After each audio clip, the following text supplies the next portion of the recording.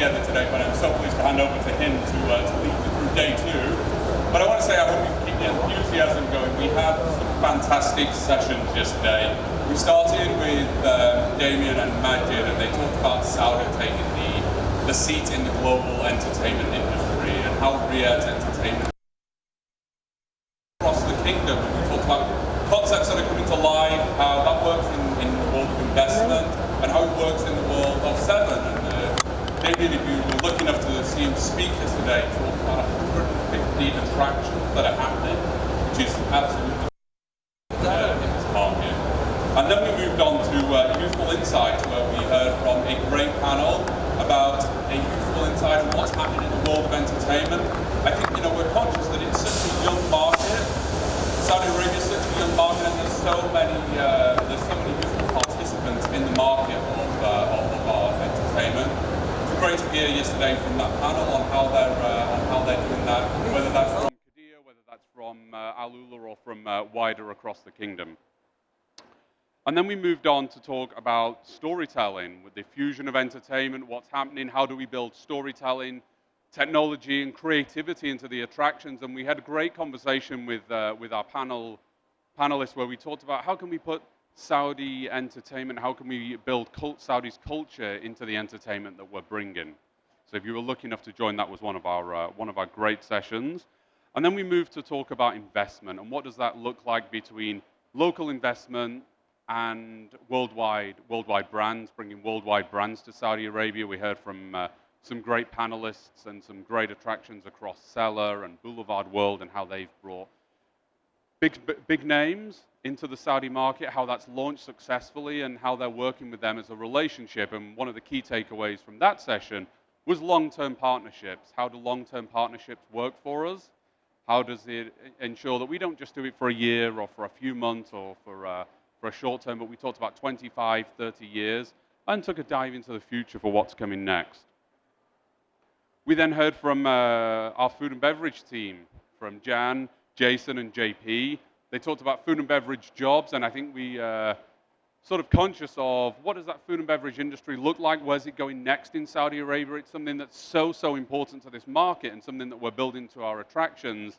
And if you were lucky enough to hear from Chef Jason sharing where he started 30 years ago in chef school in New Zealand to where they are now developing new experiences in Saudi Arabia and what we're doing in Cellar and what we're doing in Qiddiya.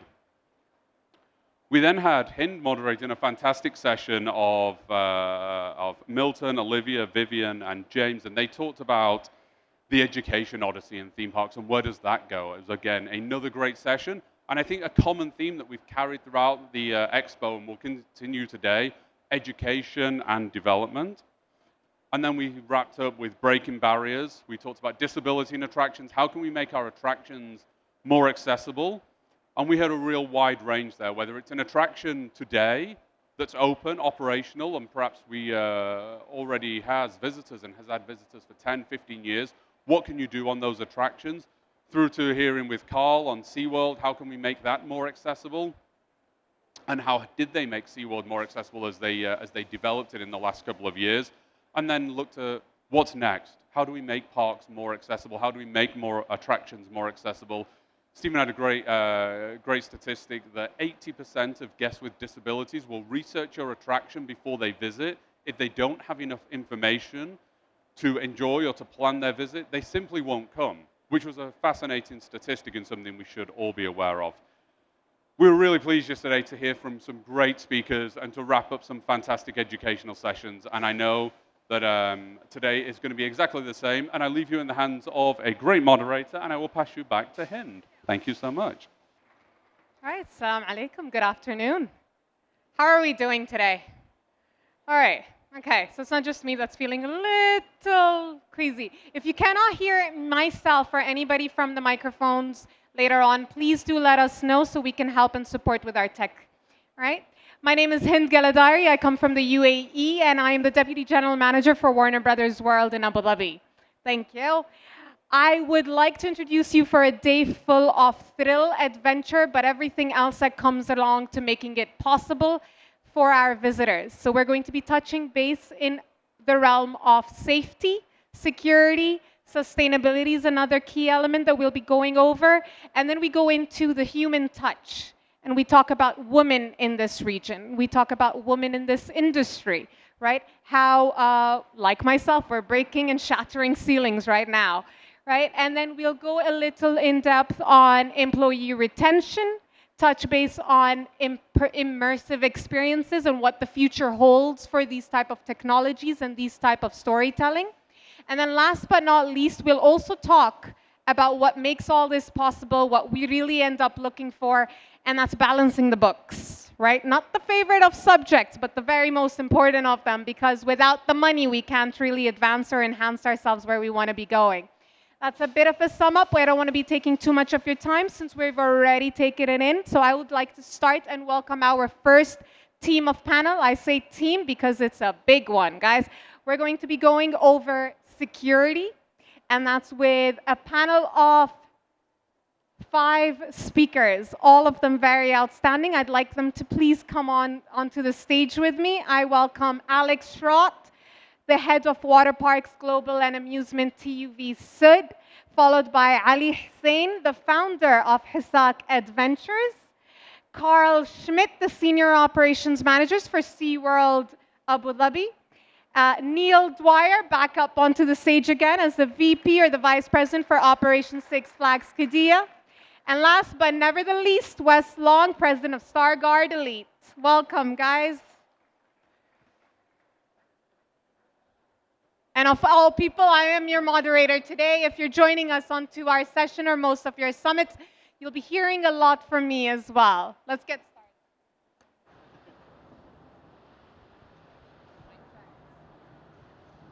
Hello. Can everybody hear me on this mic? Amazing. Welcome, gentlemen. Good to have you on board. If you do not have a mic, I will really suggest sharing. Thank you. All right, so today's, all good? You can share. We can share. I'll pass you my mic. I'm told I'm loud enough, so I'm okay. All right.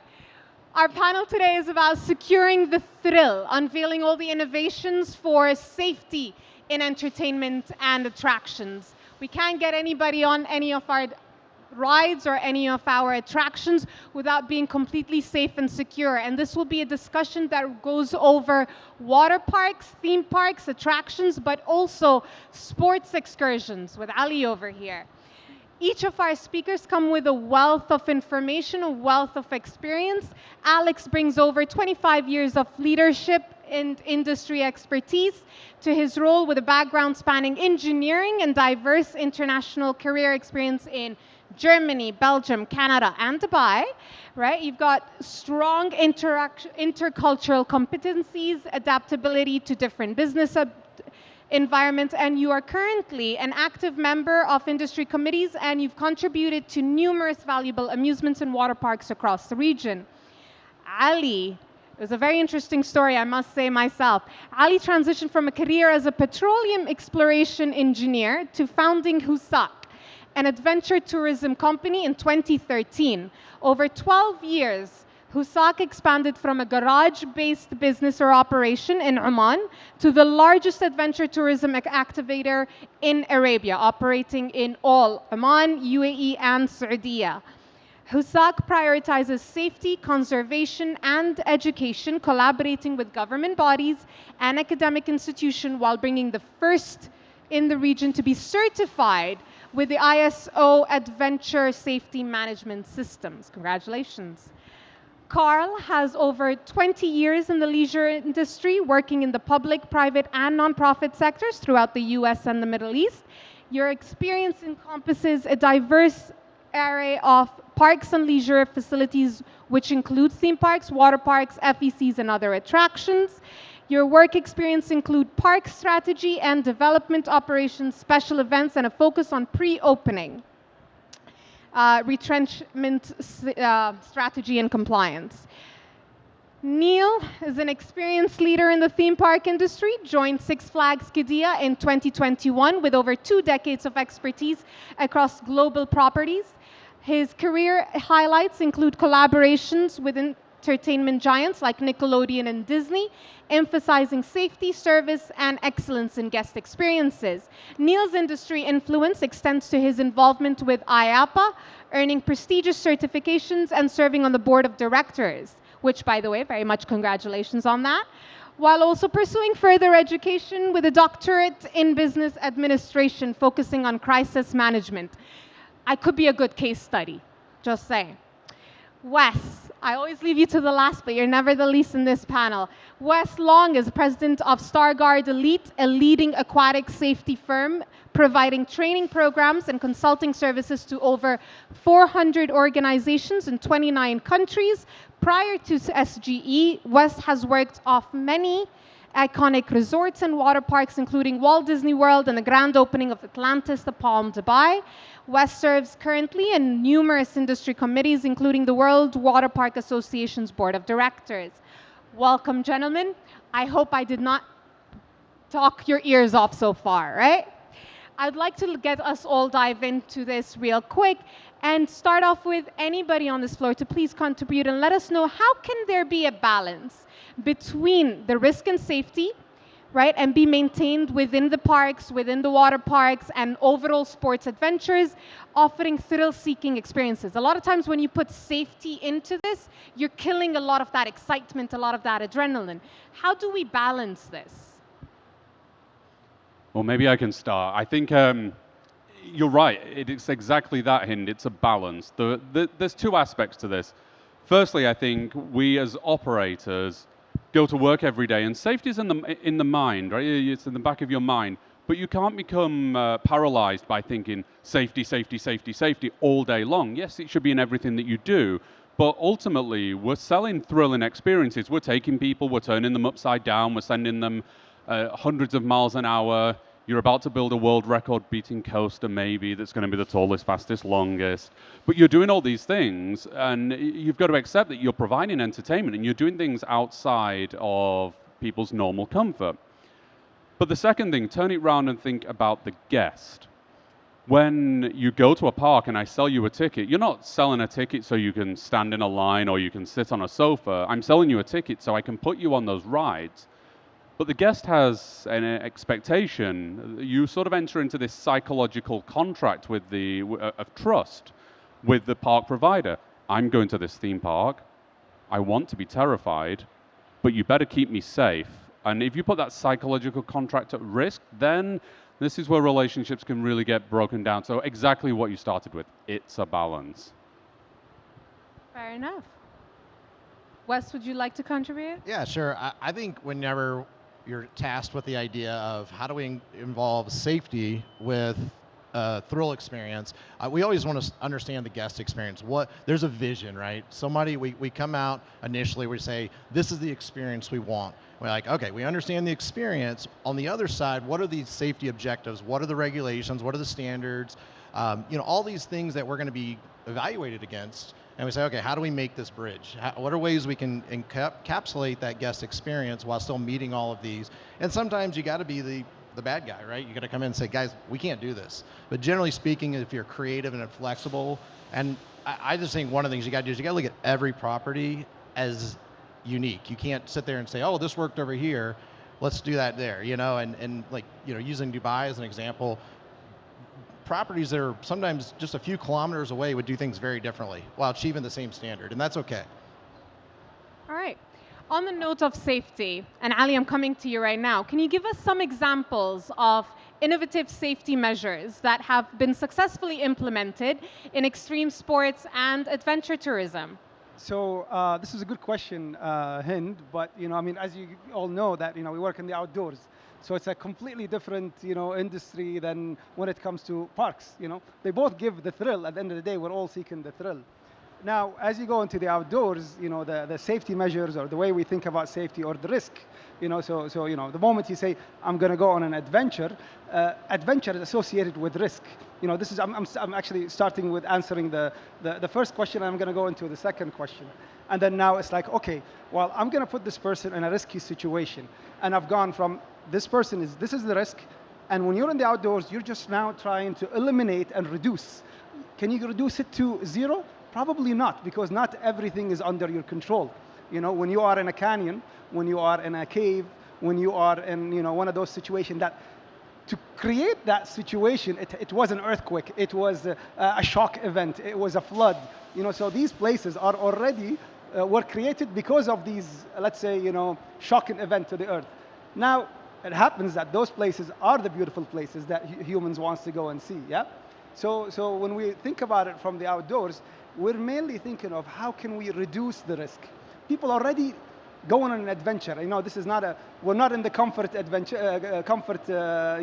industry. We're in the adventure industry. So there is already a risk. You know, the moment you say, I'm going to pay money, put me on, don't kill me, don't hurt me. You know, I'll try. You know, if the experience, if you do it on your own, you might die. You know what? You might tolerate a twisted ankle, but you don't die. You know, this is kind of, you know, this is the level. Now, when it comes to technology, unfortunately, when you go to the outdoors, we actually rely a lot more on low tech rather than high tech, because you are disconnected, you don't have electricity, you don't have power, you know, you usually don't even have GPS signals in some places because they're enclosed or, you know, covered canyons and stuff like that. So we do rely a lot more on low tech and things that, you know, I can tell you some funny stories. I don't want to take a lot of time, but maybe in a bit, I'll give you some very low-tech stories that, you know, superseded the use of technology like GPS and you know, and some other tools, yeah? So that's... All right. Wes, what are some of the common safety challenges faced by water parks, and how have they been addressed? When we talk about challenges and safety in water parks, you know, I think one of the biggest challenges is that safety doesn't have a measurable ROI. And so a lot of times when we bring safety measures in, there's a cost. And whether it's labor, whether it's equipment, new systems, technology, whatever it is, there's added costs. I think some of the other common challenges that we see is safety isn't just training. It's not just a few things. It's many, many, many layers. And you have all these layers and they all serve a purpose. And ultimately, to eliminate as much risk, as Ali was saying, try to get that risk as close to zero as possible, you've got to have all those layers. And sometimes people are committed to a point, but not all of them. And so, or they'll say, oh, we're doing this, this, and this, but we're not doing this.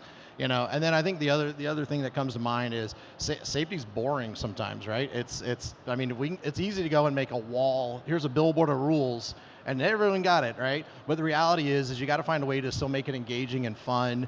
You know, I've seen some people just do tremendous things, whether it's spiels or videos or other ways of educating the guests and bringing safety in and making it fun for the guests, but also for the staff that's doing it.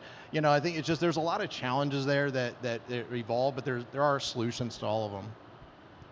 Okay, so we've talked about some of the examples in extreme sports and going and stepping out on the outdoors. We talked a little bit about the water parks. Neil, I'm coming back to you when it comes to the theme parks world. Could you give us some examples where the theme parks have adapted their safety measures to response or in response to things that may have happened unexpectedly?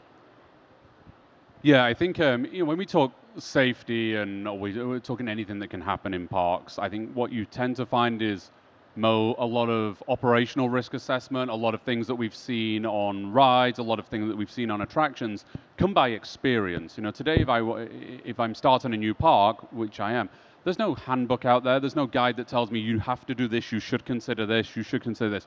Yes, do we have great standards? Do we have great frameworks that we all work within between EN and ASTM? Yes, absolutely. That's not a substitute for that experience. And I think building that experienced team and what have I seen and what have you seen and what has Carl seen and what has Alex seen? What have people seen in these parks and what can I consider and what do I need to build in? I think is really important. And when I was in the UK, I worked for a park that was more than 100 years old. You take those learnings from 100 years old and see what they've built into their safety measures, what you can put into what you can put in elsewhere. I still take those learning measures. They've got 100 years of experience operating that park. What can I take that I've learned there and transition into something that I'm doing here in a brand new property like Six Flags? Yes, absolutely. There's great learnings.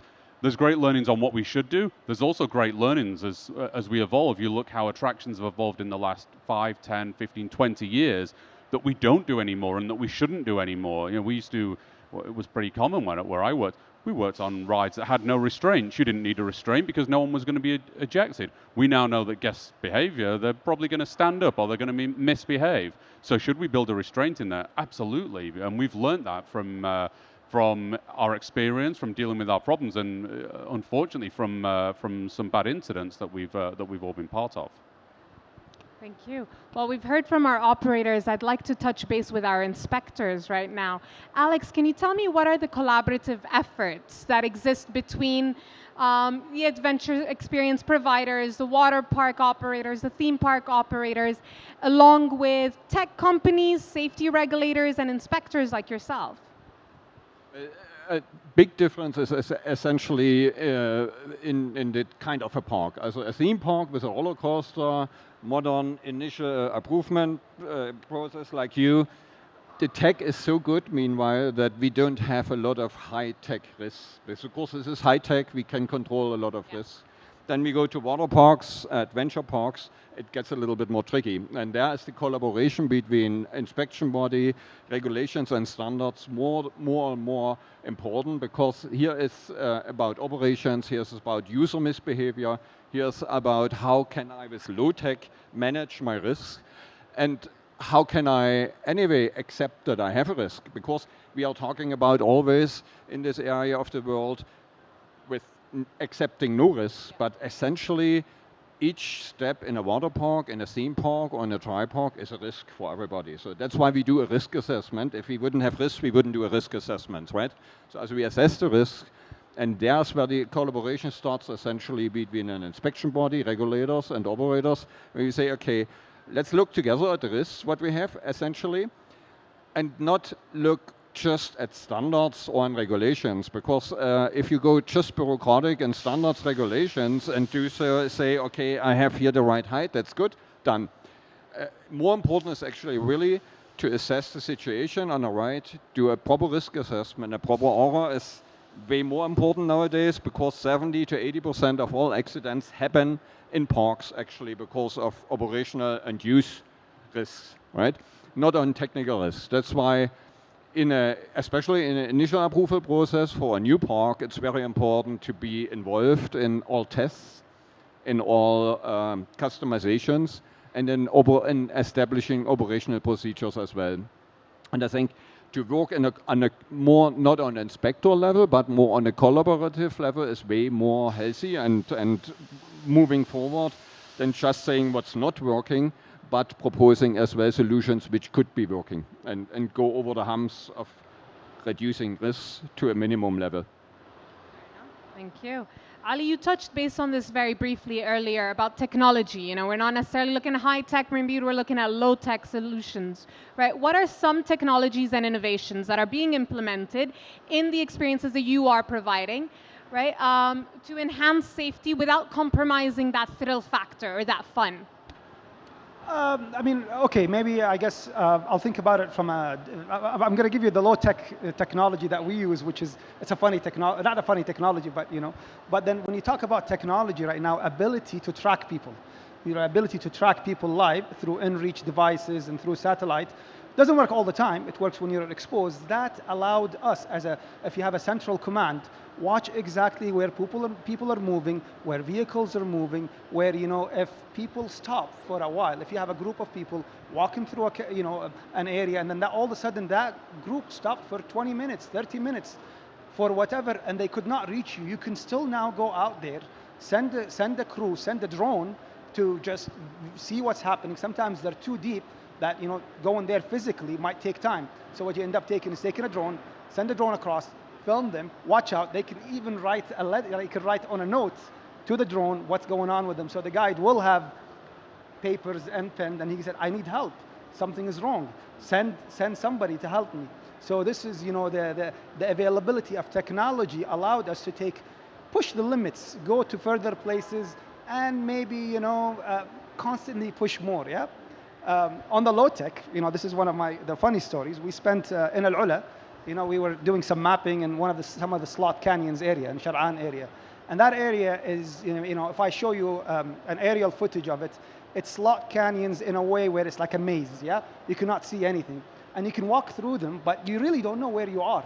Satellites is no longer picking up, so, you know, your Gaia or your All Trail, whatever you're navigating, you know, you're going out there, you come out and you have no idea because it's a maze. And eventually, after a year and a half of mapping, we tried to, unsuccessfully. And guess what we resorted to? We resorted to balloons. So we got one guy at the top, one guy goes inside, blow the balloon, it comes out, it's like, okay, this is where it's coming, so now we can map it, and then so this is talking about low tech, and even if somebody is in trouble, and they can now inflate a balloon, push it out, we can find out exactly where they are in the canyon. So we're talking low tech, yeah? But it still works, so that's... Very interesting, very interesting, the balloon situation. Carl, could you tell us a little more about the technology currently in use within theme parks? Sure. So in theme parks, particularly hard rides, give an example unique to this region. Coming from the U.S., whenever you're going to ride a roller coaster, you would go in the queue, you'd remove your cap, maybe any loose clothing and things of that sort. Anybody who's been in this region for a little while knows that it's quite different here, right? We have national dress and even some Asian countries, GCC countries. That's not an easy task to do, is just remove the clothing. So it's being innovative with the way we're designing our PPE. Specifically at SeaWorld here, we've designed a new jacket that allows somebody to come into the queue, throws on this jacket, secures their clothing underneath of it, and allows them to ride the ride uninterrupted. So minimal impact to the guests, and it's really been a game changer for us. So I think for this region, PPE on the rides. Okay. All right. Alex, is there any particular technologies that you guys as inspectors kind of implement or use to ensure that, well, the likes of Ali and Carl teams are actually keeping up with the safety measures? Well, I think the most challenging situations we have with Ali's theme and with water parks, essentially. Also adventure parks, water parks, let's say, they are from a control system and from a surveillance system to ensure safety in the infancies, right? So also theme parks are, I would say, compared to water parks, 15 years ahead, technology-wise, because when you put somebody in a roller coaster, that's the safest situation the guy can be. When you put somebody in a raft, in a water slide, they can do all kinds of trauma in this raft, the users. So it's very complicated to really get a nice control system. And what we love to see, for instance, in water slides is distance sensors in raft slides, nice exit entry sensors in raft slides. So also we would like to see, we are believers in technology and in control system, because humans do the most mistakes actually in parks, from the operator side and from the user side. So everything which can be replaced with technology is a safe bet. And in water parks, for instance, we love sensors. Sensoric in water slides is the key to ensure there is no collision in a water slide, there are not too many people in a water slide, you have the right speed. This stuff which we love to see. Some parts do this, some parts get to this place. Also in the water park industry, we have huge chances to move up to a level where the let's say roller coaster industry is already. Adventure is a total different topic. This is more really operational wise, and the idea with your balloon is awesome. This is high tech in adventure parks, essentially. Okay. Well, since I've got you all on the table for me, right? I've got the theme parks, the water parks, the adventures, and everyone, right? I have to ask, is there a difference in the emergency response plans between a water park, a theme park, and the extreme sports tourism that we have? And what are those type of differences? I mean, at the end of the day, it's the same human being and it's the safety that we're looking for, right? But when it comes to the emergency response, how are they different? I think coming from water park background and now being into the theme park, definitely have had the luxury in the water park that a lot of your staff, your lifeguards, those are all trained in emergency response. They're trained in doing rescues. It's part of their daily training and monthly in-service, whereas in the theme park that may not be the same. Your ride operators are trained on operating a ride, or the mechanics. So there's that difference. On the flip side of it, you have constantly moving water and that element inside the water park, whereas in a theme park on a ride, if the ride shuts down and you have to do an emergency, that ride hopefully, most likely is going to be stable. Easier potentially to remove people from. So I do think there's definitely a trade-off there, pros and cons to both, but the important thing is to make sure that you have that emergency plan in place, you're practicing it, It's not just a checkbox exercise. You've done it, put it back on a shelf. You need to constantly be looking at it. And also making sure that it's simple. You don't want an emergency plan that's 40, 50 pages long that people at your frontline level are not able to understand and decipher what their role and responsibility is in that situation. But it does need to involve everybody, and it needs to be done regularly as opposed to just a checkbox exercise. Okay, Wes, do you agree with that? Yeah, I agree with everything Carl's saying for sure. I think one of the things is that even amongst water parks, we see significant differences in how an emergency action plan is applied. And so there's a lot of times people say, "Oh, give us a template. Provide this. Here's this," and it's like, okay, there's elements of every emergency action plan, theme park, water park, adventure park, that are consistent, but overwhelmingly you start with some of those items, and really you're creating a draft. Every facility just about is very different. Now, there are again, there's commonalities amongst water parks or in theme parks, but all of them have different control aspects or things you're planning for. Roller coaster shutdowns at elevated positions and things like that. Very different than what we encounter in a water park. But like in adventure parks, the scope is just significant. And so a lot of times, and so how you accomplish that, it's just there's just a customization element, regardless of the sector, if you will. I'll add from the adventure side, or from being in the outdoors. I would say I'd have to agree with Carl first. Simplicity for your emergency response plan, that's a key, because your frontline staff, those are not guys that are going to go and follow a 50-page or 20-page. This has to be a very simple, call this guy, do this, do that. But in our situation, we're dealing with a lot more external variable. When you are in a theme park or when you're in a water park, you are still within a very controlled environment. We could be in the middle of nowhere, and ability to somebody get to you might be hours. So the number one actually in emergency response is leadership. Your ability for your key guide or whoever is holding the expedition to hold everybody in control, take a control of the situation, because the moment you have a group hysteria, you've lost it. And the moment that person, lose the respect of leading that group in the middle of somewhere, then you're dealing with a much bigger problem. It could be one person that is injured, and now you're dealing with 10 that are going into a group hysteria. Yeah. So you've got other external factors, which is wherever you're working, especially in a region like us, where tourism, adventure tourism, entertainment is a baby. It's an infant stage. So even your civil defense forces, even your response team, those guys are not up to speed yet. And probably, we've dealt with them where sometimes they have the latest technology, yet they don't know how to use it. They're not used to it. This is different than, making a phone call when you're in the Alps. This is different when you're making a phone calls when in the US, where these guys have had years and years and years and generational experience of rescue, mountain rescue, where here, these guys not necessarily have that. So taking control of the situation, avoid the group hysteria, make sure your local authorities know the situation. So for example, whenever we go into caves where we're 2 days under the ground, we had to put the effort where we did sessions, multiple sessions with the civil defense forces. We take them there, go through it. These are the safe points. This is what could happen, And then once you're in a remote area, you have to rely a lot of time on low tech, on ability for somebody to get to a signal point, to get to a point where he can make it. And it's going to take 6 hours to 12 hours before sometimes somebody gets to you and helps you, So it's a different challenge, But we have to take it seriously.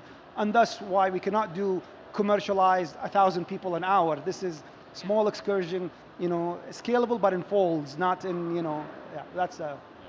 Okay, so Neil, do you think you'd agree to say that simplicity, in the way Ali had kind of simplified it as well into those basics, is something that could be applied across all, or are we still going to be very different? The key components of an emergency response plan, would that still be the same or very different still? Yeah, and I think we heard in different forms here. What my research says is there's a direct correlation between the length of your emergency response plan and how many people will read it. And the longer it is, the less people will be interested to read it, to memorize it, and to think what's going on. The other thing is, yes, keep it simple, but consider your risks. And I think we all touched on this, and everybody's discussed it on this panel, and it'd be the same if I asked the audience. You think about your risks. The first thing everybody says in parks is rides, roller coasters. Yes, it's a risk. Is that the most important?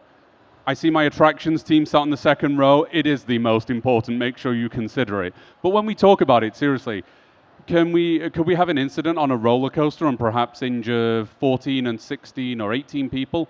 Absolutely. And is that tragic? Absolutely. Could I be mishandling food in a food and beverage unit and have some dodgy chicken and wipe out 2,000 people? Absolutely. Is that a bigger risk? Yes. No. It's about the rides.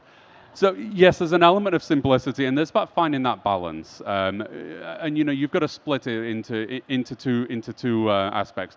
What do your frontline team do? What does your management team do, and how does that response look? And I think again, Ali touched on this as a great point. I call it the first X minutes. Something goes wrong in your attraction, you need to invoke your response plan, and maybe your first call is to the ambulance or to the police or to the civil defense. We know what they're going to take 7, 10, 15, the X minutes to get there, and you're on your own until they get there. So what are you doing? And the first thing for us is always preservation of life in a major incident. That's really what you're working towards. But what are you doing? How are you supporting your park? How are you managing your operation until they get there? And then secondly, yes, absolutely right. What's next? Because the civil defense, the fire, the police, the fire, they don't arrive and take over and you go home. And sometimes we expect that. Yes, they're the experts, but they're really there to provide you support. And how do you keep that running? And it's all things that you've got to consider. Okay. Carl, at what point do we drop the fun and address an emergency?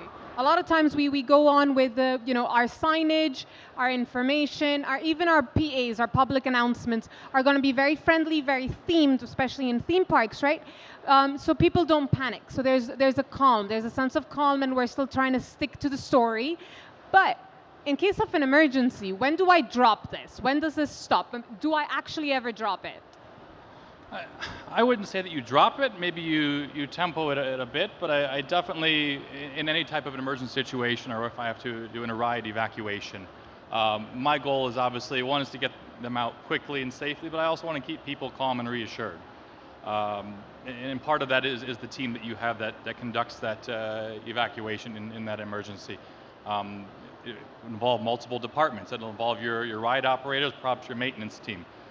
One of the things I've seen is whenever you're doing this, you have a technical team that will come in, probably secure the ride and open the restraints, but you need those ride operators, those people who have those soft skills there, speaking with the guests. Those are their colleagues who are welcoming the guests to your park, to the rides. They're the ones who are going to be able to maintain the guests when they're on the ride there, talk to them, keep them calm, reassured. So I don't want my staff to drop the fun and become robots or all uptight and very serious, because that's not going to reassure the guests that they're in good hands. We want to keep them calm while we're trying to deal with the situation at hand and get the guests off. So that's very important for us as well. And then obviously the other elements, just time and the environment that you're evacuating in. Am I evacuating outside where it's possibly 45 degrees? Or am I inside? Is there a power failure? Are they in complete darkness? So there's a lot of different things you got to take into consideration where the ride is and what that unique situation is to that. And you have to adapt. We can, again, goes back to evacuation plans, but you can write a manual with all the possible situations that might happen, and one day there's going to be something that's not in that manual that the guys haven't read, and you have to be able to think on your feet quickly and creatively to get people off that ride and keep them calm. On the note of staff, right, and I'm coming to you, Wes, here, right? All right. What are the ongoing training and professional development opportunities that we've got in place that provide our staff and our colleagues, our team members, to ensure that they are well prepared when it comes to responding to emergencies effectively? I think that a lot of times we spend a lot of time building an emergency action plan. We spend a lot of time saying we're going to get these certifications, we're going to do these pre-service trainings, and then a lot of times it turns into a watered down in-service, a watered down kind of continual training. I think one of the most important things is that facilities set up realistic scenarios. I did a project recently in Mexico, and they were opening up a pretty significant sized water park. They brought 600 guests in.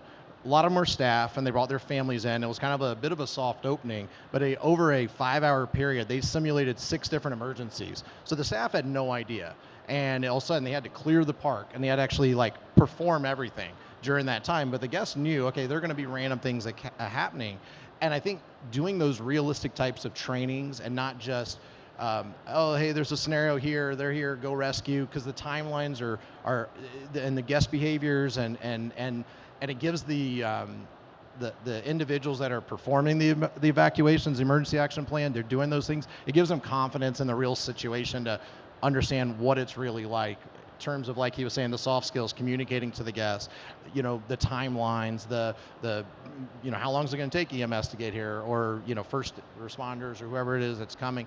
So there's a lot of layers to it, but I just think the critical thing is not just have it, because all the training, I think collectively as an industry, we do a good job there. I think we don't practice it enough in setting up truly realistic scenarios.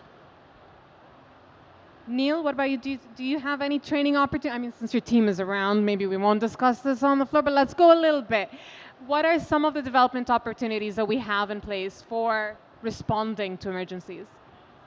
I think the first thing is we talk about practicing, right? It's absolutely crucial. When you start to think about your trainings, and you roll out some training and you do tabletop exercises, and then you go into simulations and practicing. The first one is authentic exercises. The more authentic you can make it, the more that you can put people into that situation, the better they're going to become at dealing with it. And we have this concept of system 1 and system 2 thinking. So when you're writing these action plans, your brain's in this planning mode, and I'm thinking carefully about risk and what's going to happen and what should my response look like. When it actually happens, the adrenaline hits and you don't remember the training or sat around at a table thinking logically, and you sort of become in this fight or flight situation, and you're executing your plans. So by building in authentic exercises, and we talk about authentic exercises where perhaps your team have not been briefed. I just got an email this morning. There's going to be a fire drill tomorrow at 10 a.m. Be ready for it. Well, actually, just do the fire drill. Just run the exercise, see where it goes, and feedback. And run it as an authentic exercise. And we've seen some great examples in the industry of people doing that. The second one I can sum up with one word: more. Nobody's ever had an incident on their park and gone, oh, God, we were so prepared for that. Well, we were over prepared. You know, we've done too much preparation. We're over prepared to deal with crisis and emergency. Nobody's ever said that. So more, do more. We will do more. Thank you. More. Good luck, team. Last question for the floor, and this is asking you guys to give us some bit of advice, right? That you'd give the operators. And Alex, I'd like to hear, especially from you, from an inspector's point of view, when it comes to balancing safety, security, and fun in each of the different fields. Well, also I'm tainted. No? I'm having to come first, safety first. Priority is always safety before fun. We cannot have fun and have serious incidents or accidents. But nevertheless, as we discussed before, when you go in a water park, when you go in a theme park, when you go in an adventure park, there is a risk. That's why we have risk assessments. There will be a risk, and I think risk can be managed, and if we accept we have to deal with risk, then we can manage risk together and can keep, let's say, the excitement in parks too. Also, we are not fans, for instance, to pet a playground totally. So also, kids need to have experience as well, and you need to have some smaller incidents as well as a learning curve for kids, for instance. Also, everything needs to be in a level where everybody agrees, okay, this is acceptable, this is not acceptable. Serious incidents are not acceptable. Safety is always priority first, but if you have everything padded and everything safe and it's no fun, then you don't have to be a reason to be a park. There is no reason to be a park because you go for thrill and you go for adventure actually in a park. So also we, from an inspector point of view, I want to see thrill and fun as well, but it needs to be so that we are in a situation where we can say we did everything what was necessary, what is in the standards and what we can do. This is an important thing for the whole amusement industry. The standards never regulate misbehavior of your users. So we have ever in our life in amusement parks to deal with misbehavior of users. And when you have misbehavior of users, there is a lot of things which you can do, but there is a lot of things which you can't do. So the only thing is you have really educated operators who keep the users under control, but a standard and a regulation does not regulate misbehavior of users. So ever when you have a misbehavior, the fun gets a little bit too much, that is essentially a thing which we have always to live with in amusement parks and water parks.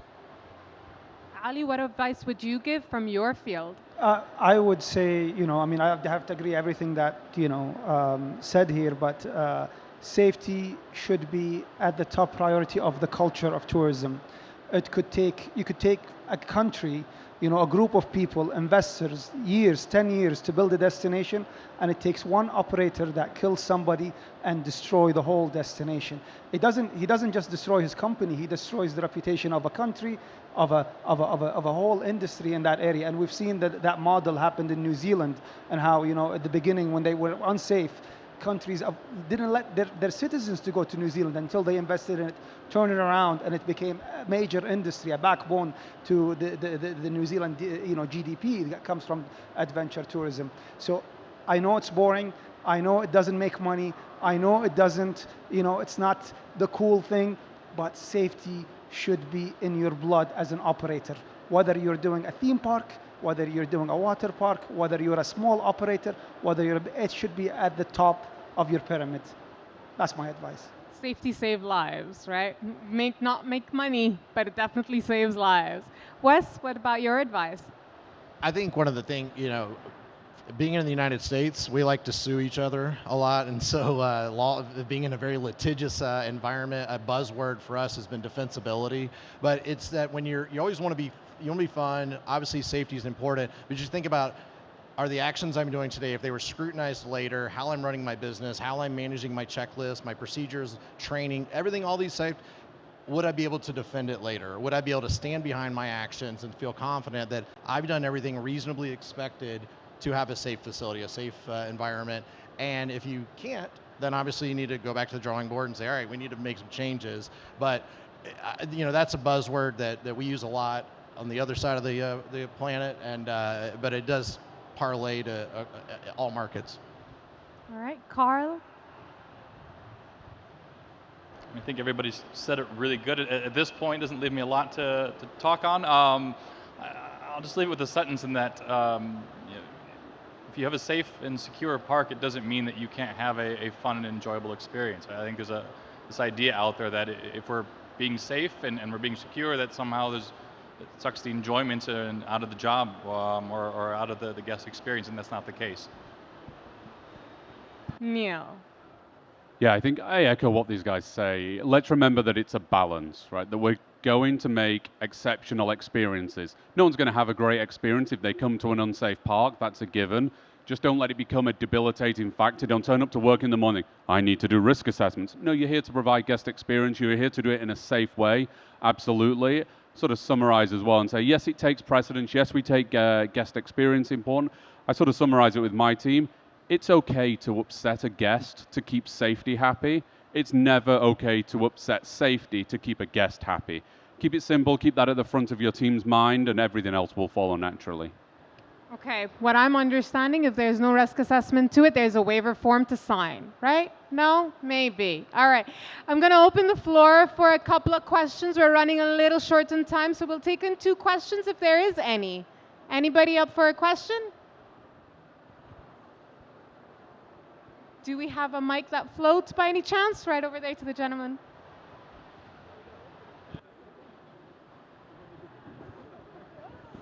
Hi, good afternoon. Thank you very much for your collective wisdom.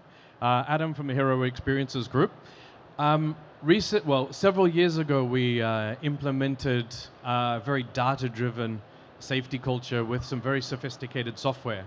But as you would probably be able to attest, and I'm wondering if you could give us some strategies, it's only as good as the information that goes in. So the data or data for Americans in the room that comes out sometimes goes against human nature and people's self-preservation ideals of not, incriminating themselves if there's a near miss. So as much as you have like a culture of, no consequence reporting or something, you're still fighting nature, human nature. I'm just wondering if you could maybe suggest to some of the operators, how do you strategize against fighting against that so you actually have accurate set of data or data? I mean, from my perspective, if we can figure this out as an industry, it'd be amazing to get everybody to be more willing to share information. I think one of the things is we can share information about critical facts about incidents that are occurring, types of attractions, the nature of the guest behavior, things like that, without necessarily telling all the potential liabilities, if you will, that we may have, and being open about that. But it is something that in some markets we see really well. People are happy to do it, and others it's really, really difficult. But where we can get objective factual data and then analyze that and apply it, it's really effective. It's a real challenge, honestly, from my perspective.